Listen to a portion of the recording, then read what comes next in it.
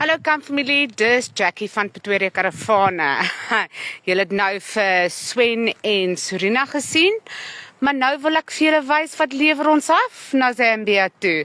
Daar staan die pragtige exclusive. Ons het seker so 3:30 terug in Nata gekom, ingeboek, karavaan gou afgehak, want spasie is maar bietjie beperk om hom by ons chalet te parkeer. Jy weet mos, exclusive is amper soos 'n blok flats.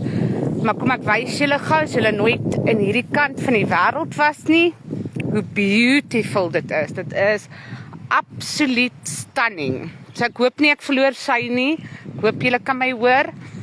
Gaan so naby aan ons chalet stap, dan weet ek, daar is die hele tyd opvangs.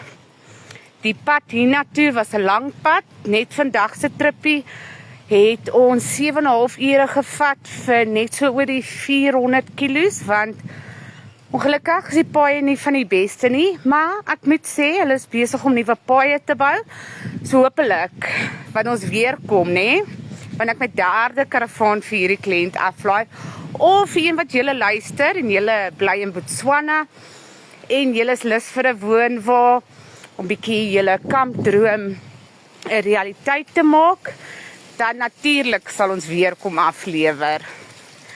So ja, vandag se stretch, soos ek sê, was 7,5 ure op die pad.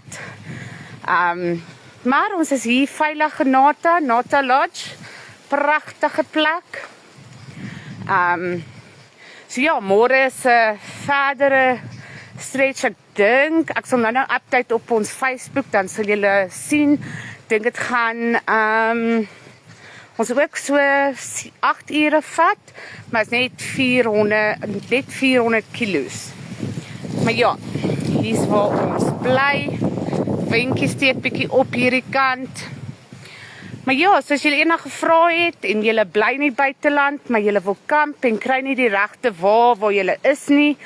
Al is julle nie in die buiteland nie en julle bly in die Kaap of in Durban, en julle kry nie 'n waar daar nie, onthou net, ons lewer landwyd af, en ons doen dit self, laat ons seker maak, die karavaan kom by jou uit 100%, nie krap aan nie, en nie deur 'n pothole of iets soos dit nie. So as jy enige vrae het oor die trip, of iets wil weet, wat ons doen by die grense, want dit kan tydsamig wees, maar ek moet sê, by Botswana se kant hierdie keer het dit baie vinniger gegaan.